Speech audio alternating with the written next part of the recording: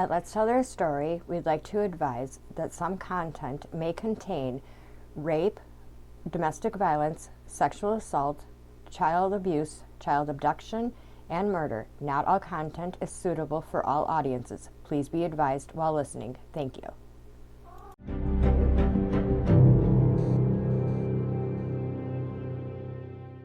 Hello, my beautiful and handsome pupils.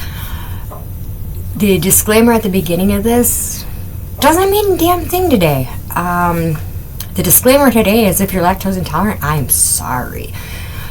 Delicacy that for many Wisconsinites, we take it for granted, and we take this so for granted that we tend to make a joke out of it, to the point that we even, our NFL team, the Green Bay Packers, woo, go! We have that silly hat as spectators. Yes, I'm talking about the cheese head hat. I've actually worn one. Not to a game, but I've actually worn one. Living in the Dairyland, cheese is definitely something that is taken for granted. So today, I actually have, for you guys, gangs, thieves, and heist. If you haven't figured it out yet, we're going to be talking about cheese today. Every year worldwide, 4% of the cheese that is made is stolen. And you guessed it, this episode is all about cheese, which I already said, and some of the biggest cheese heists that have ever happened. So if you're old enough, grab some wine. I've got the cheese. If you're not old enough, well, grab some crackers. Goes good with cheese.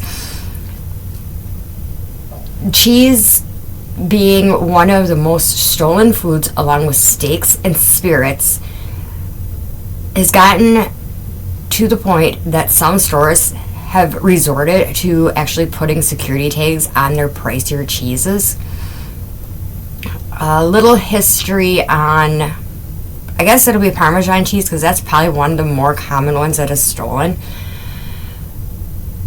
On Tuesday, September 4th, 1666. Yes, you heard that. That's 1666. There was the Great Fire of London, where Samuel Pepys, he put in his diary that he had buried his wine and Parmesan cheese in his garden.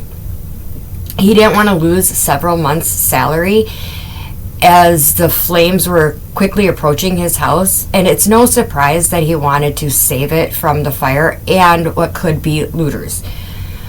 However, Samuel never mentioned the Parmesan cheese in his diaries ever again. Who knows? It could still be there. Now talk about some aged cheese. Parmigiano Reggiano Parmesan cheese, the official name for it, isn't as big of a precious commodity, however, more of a condiment for spaghetti. It's, like I said, one of the most stolen cheeses, but in the 17th century, 300,000 wheels of Parmesan cheese worth $200 million, that's over $15 billion today, were securely held in Italian bank vaults. One Italian bank actually accepts wheels of Parmesan as collateral against loans for farmers that need cash, while the cheese matures as it only increases in value, just like fine wines and rare whiskeys. And that makes them so desirable for gangs and thieves. Now, that bank that accepts the wheels of Parmesan, I couldn't find clearly if that was current or if that's back in the 17th century, 18th century, 19th century, 20th century. Gosh, I can actually say the 20th century because we're in the 21st century. Holy crap. So let's go on to the thefts and the gangs and the heists and the fun part of this. Medina in the Emilia Romagna region of northern Italy in 2015. An armed gang of 11, they were arrested. And this is where Parmesan cheese comes from, and they were charged with the theft of $875,000 of stolen Parmesan. They did this over a couple of years. They had stolen 2,039 wheels of Parmesan. This gang of 11, they were so advanced that they went to warehouses and factories with sophisticated electronics that they could disarm any alarm system. And in their raids, they had also stole 16.5 tons of shellfish and frozen fish. Talk about a major Friday fish fry. According to the official body governing Italian's Parmesan makers, Consorzio del Formaggio Parmigiano Reggiano. Oh, that was a lot to say. Over $3 million of Parmesan is stolen every year in Italy. And gangs, they don't just target warehouses and factories, but since artisanal Parmesan makers and farmers have easier and less sophisticated security systems, they tend to target them.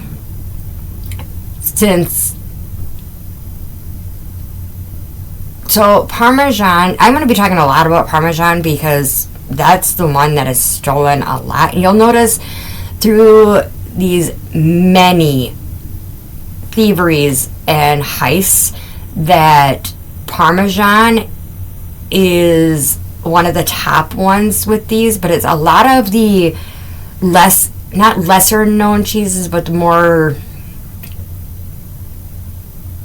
advanced cheeses. Parmesan has to be aged for at least 1 year before it can be called Parmesan, and some are aged 2 to 3 years, which means that there's a lot of wheels of Parmesan stored at any one time all over northern Italy. In 2022, in the Netherlands, armed thieves broke into a dairy farm near Fijnaert. I looked that up, and that's what Google told me how it was pronounced. So, my European friends, if I mispronounce that, we're blaming Google. That is about 90 minutes south of Amsterdam. They stole 161 wheels of cheese, each weighing 22 pounds, overnight. The farmer, he didn't discover it until he went to milk his cows the next morning. And he noticed that the door to his cheese storage unit was open. So that is over 3,500 pounds of cheese. When the farmer reported the robbery, I guess you could say, the police believe that cheese ended up in either probably Eastern Europe or even Russia. So after Russia's invasion of Ukraine, desirable cheeses from Italy, France, and the Netherlands, they skyrocketed on the black market. And no, I don't know what cheese goes for on the black market. Trust me, I looked religiously and I could not find it. Not just in Italy do these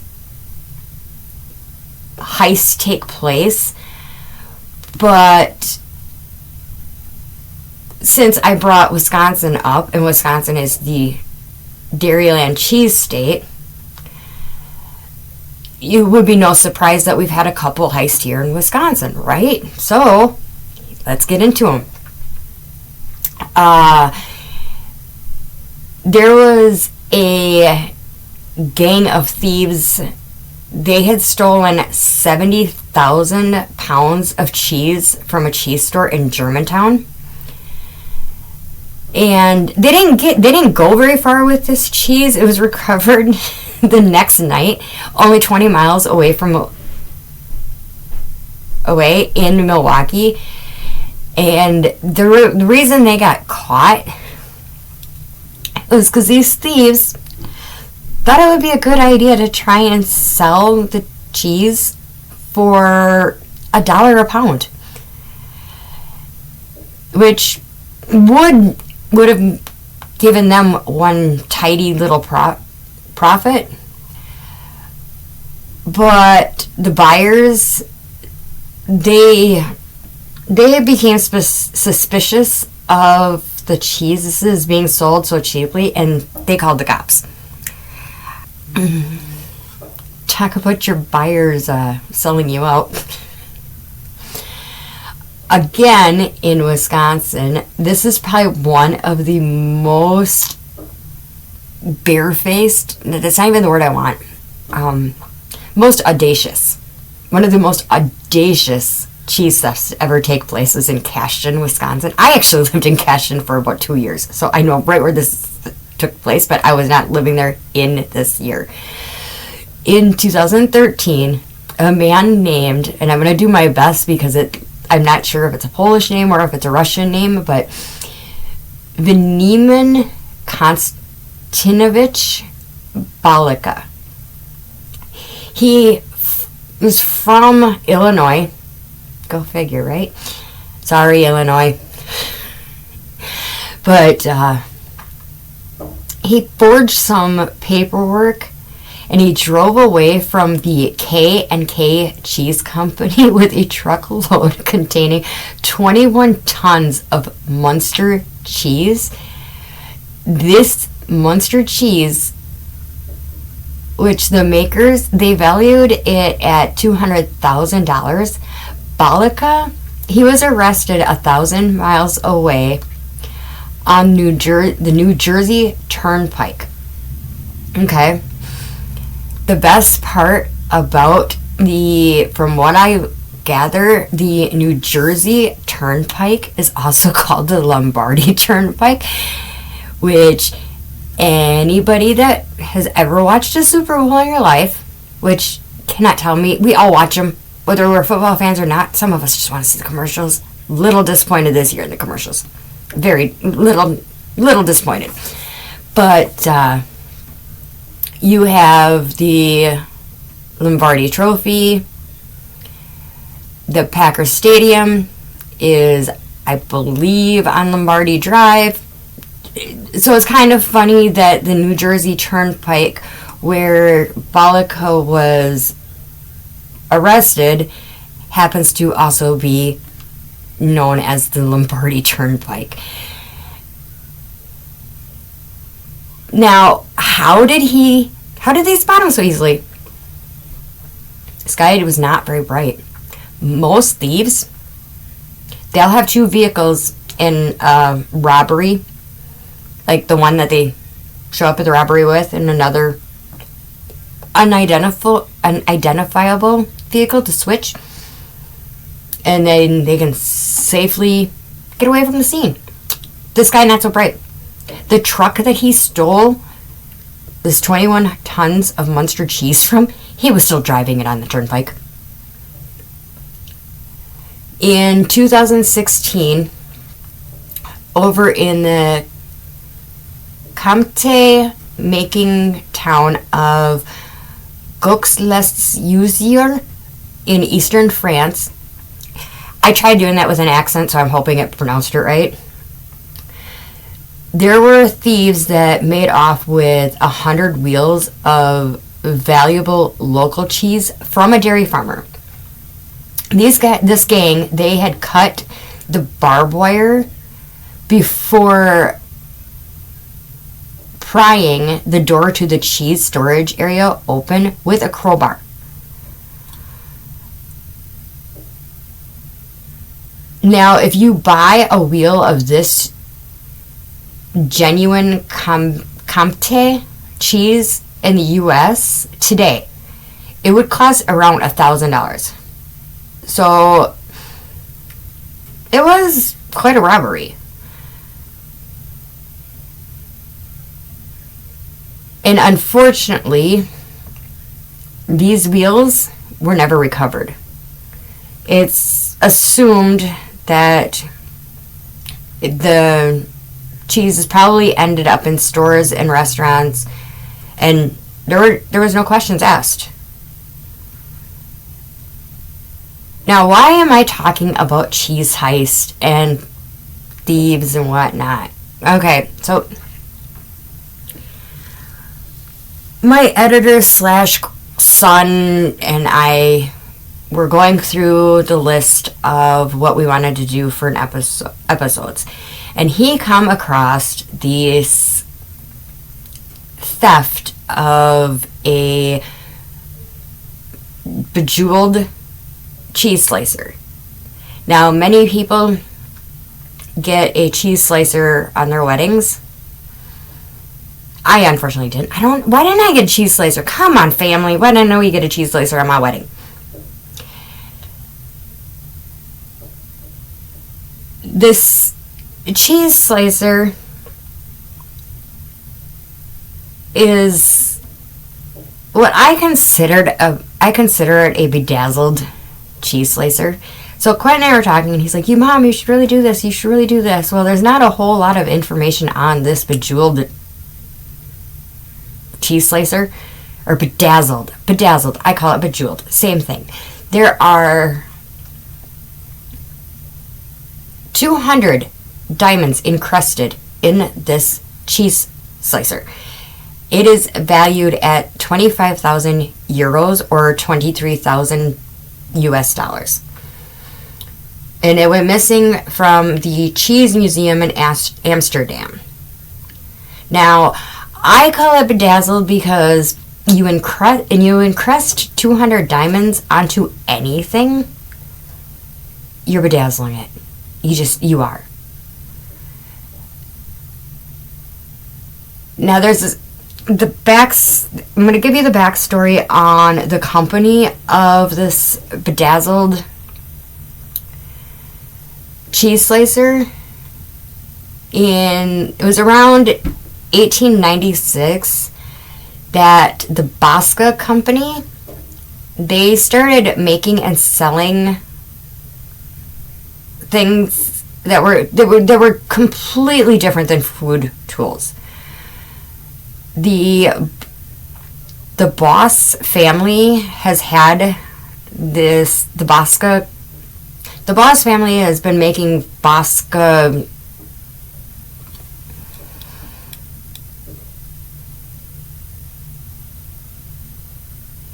things for 4 generations, and they've got quite the history. So William Boss, he actually started out as a blacksmith's apprentice in 1883, where he was making, they made shoes for horses, farming tools, they do repairs for farmers and cheesemakers, and they also produced skates with a decorative curl, which basically they made figure skates. They opened up their hardware store in 1920, where they were selling cheese and farm tools, building materials, hardware, and household products. In the 1930s, despite it being a difficult time and World War II, they actually were able to open a second location in 1937. This was when William's son, Jan William Boss, he took over.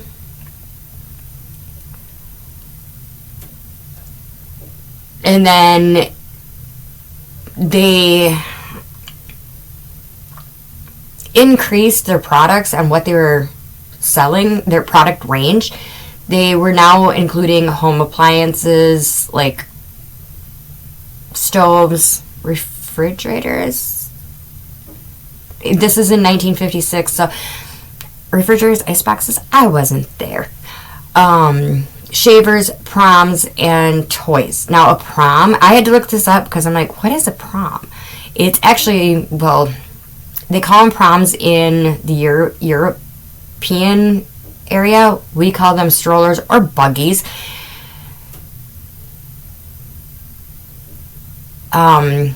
Depending on which part of the U.S. you're in, on what you consider a buggy. Sometimes it's the Amish buggy, sometimes it's a shopping cart, sometimes it is a stroller. All depends on where you're at and what the hell a buggy is. You know who that's for. You know who you are. In 1974, let me back up. In 1966, Jan's son, Jupe Boss, he took over, and in 1974, they discontinued the sale of the toys, and then in 1977, they discontinued house goods. Jupe, he focused more on the do-it-yourselfers, the construction workers, and cheese tools. In 1978, I'm almost there. I'm almost alive. Not quite yet, but I'm getting there. There was a separate division for cheese tools. Professional cheese tools were developed and produced in-house for working with cheese efficiently, safely, and without any cutting loss. Basically, let's keep our fingers. And this resulted in establishing of the Boss Cascade Shoppen BV in 1993. I'm not doing that one again. In 1995, the hardware and tool sales, they discontinued. The product range, it was no longer limited to just cheese tools, but they also promoted cheese sales and cheese replicas, counter materials, and displays. They relocated in 1996 to Bejeweled, and that really long one that I'm only saying once, they remained in Bodgraven. By 1996, cheese slicers and fondue sets had been added to the range of the company,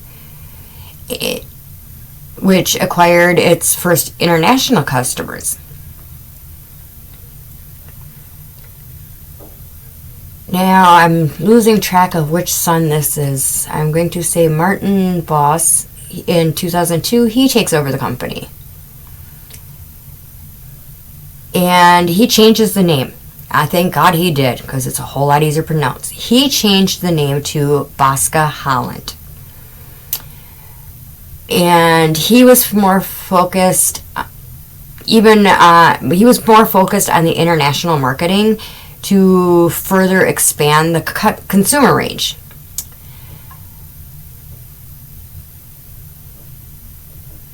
Bosca is the only company in the world that produces cheese tool collections for their consumers or customers, called Cheesewares. Believe it or not, I got a lot of this off of a website called cheeseprofessors.com.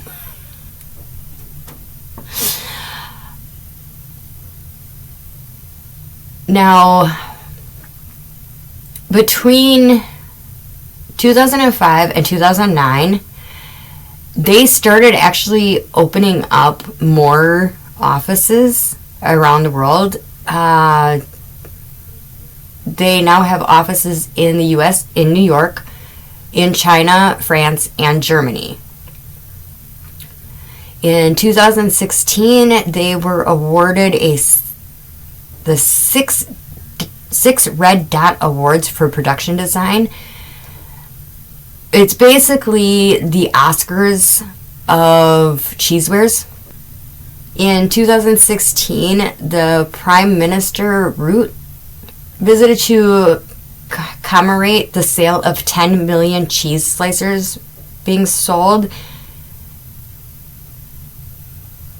And the very first new patented cheese slicer was presented to him after he had visited the office. And that was when they officially launched the Entrepreneur Week.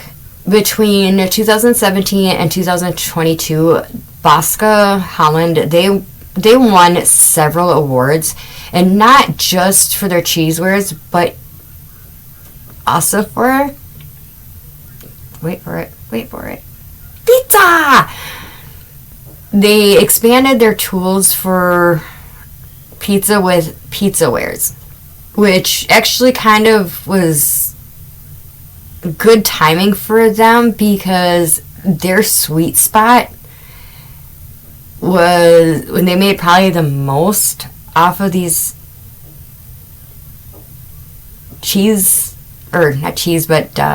pizzawares was actually during the biggest worldwide game of cooties. With the new company named the Bosca Food Tools, they actually had the Netherlands King William Alexander and Queen Maxima. They sliced a cheese wheel in half with one of the Dutch cheese knives. Now, I don't know if this was actually the Bejeweled cheese slicer. I mean, it could have been. In 2021, they celebrated their 125th anniversary. Since 1896, obviously the Bosca company has definitely changed considerably. They have 4 international offices. They sell in over 108 countries. They have 55 employees and its own in-house design department and studio.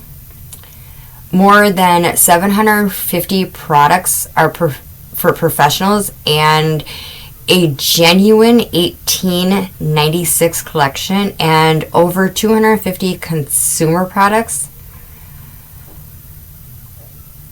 And they've even had their very first television commercial. Here's the editor. I'm just going to let you guys hear the commercial that she was just talking about. Here you guys go.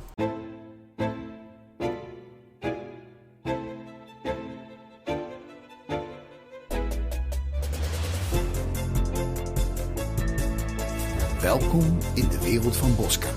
Geniet met elkaar aan tafel en maak het mooi. Met Bosca Food Tools for Life. So with their introduction with tools for meat and veggies, they named it, could you ever guess? Meat and Veggiewares. And Bosca becomes a food tools brand. In 2022, Bosca becomes an official B Group organization. This is a company that takes responsibility for both the environment and its employees. So their basic vision is quality equals sustainability. And they want their products to last a lifetime. And they continually refrain from following trends. They run on green energy and they take care of their employees. Now, let's get to this cheese slicer, this Bedazzled cheese slicer. Do you know that Bedazzled, the first time it was ever used was in Shakespeare? And that if you look up the original meaning of bedazzled, it means silly. And in the late 1990s, early 2000s, the Bedazzler came around. I wanted one so bad. Well, no, yeah, probably. That had to come out earlier in the late 1990s, because I wanted one and I was probably 13, so that would have been like 93. So I think Google might be wrong. Shh, we didn't hear that. Now, this fancy cheese slicer was at the Amsterdam Cheese Museum near the Prinsengracht Canal. So, like I said before, this cheese slicer is encrusted with 200 diamonds and was crafted by Argentine designer Rodrigo Atazu. And it was loaned to the museum by housewares brand Bosca Holland in 2007. Now, this happened in 2015. And the worst part is, this cheese slicer is still missing, but the two thieves, they were filmed on security camera stealing the Bosca Holland cheese slicer. It not only was encrusted with 220 diamonds, it was made of platinum and was valued at $28,000, which really must have appealed to these two men. They knew what they were getting. I know I said $23,000 earlier in the episode. I meant 28. The cheese slicer wasn't just laying out there. It was actually encased in a locked glass, as it should be with that many diamonds.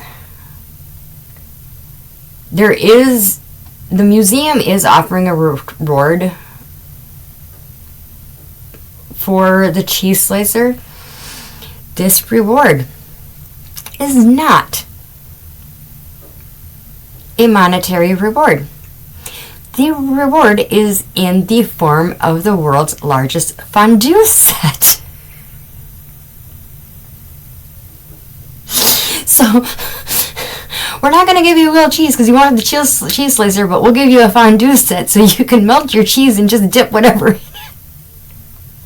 As funny as the fondue you would get, this fondue set is 2.6 meters or 8 feet and 6 inches in diameter and 1.61 meters or 5 feet and 3 inches in depth, and is huge. This thing is no small fondue machine at all.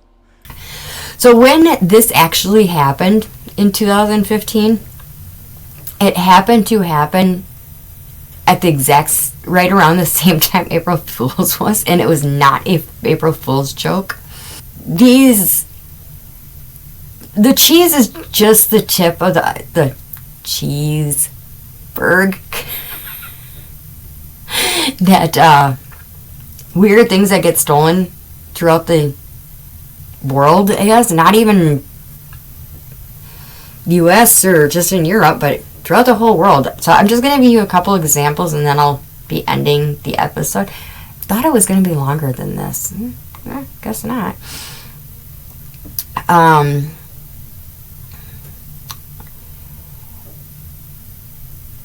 There are many highs and lows to thieves and gangs and heists and whatnot. So there is this man from the Bronx, and he stole more than 100 gumball machines. There's also the meat thief, who, while he was being arrested for tucking four, that's the number, 4 ribeye steaks beneath his waistband, he was discovered to have stashed an entire mesquite smoked split style brisket in his pants. Okay, these are not small. Briskets are not small by no means. In 2014, in 2014, there was a Lufthansa heist. This was a heist of beer thefts in the German town of Krefeld. They broke into a warehouse and they stole 10 truckloads of beer, which equals about 141,500 six-packs. It's amazing the lengths that people go to and what they will steal. And everything has a monetary value to it. As we have found out even in past episodes, I haven't really done too many of those, but even lives have a monetary value to them, especially when there's a life insurance policy involved.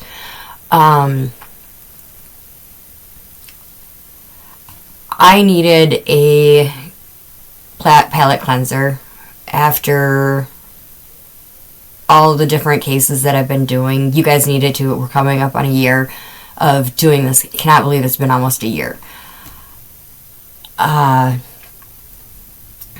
You guys are amazing, and thanks for what you guys do so I can do what I do. Because if I didn't have you guys for listeners, it would be pointless for me to be doing this. Because I do it for you guys. As you can tell, you don't get any interruptions in mine right now because I have no sponsors. It'd be great to get some. You just get the interruption of the editor saying a few little things. That's all. But I'm gonna leave you with this cheesiest episode ever. Let me know if you guys want more of this kind of content here and there. Just for palette cleansers, you know where to get a hold of me. Let's tell their story at gmail.com. Follow on the Facebook page. Reach out on X at let's their story. What else can I let you know? We also now have a Discord. The link for the Discord will be in the description. Yeah. If you guys have a case you want me to cover, if you guys have a case that is your case or something similar, reach out. Let me know. Other than that, I don't know what to tell you guys, but love you guys. Bye. Talk to you guys next week. And we'll be back with some murder.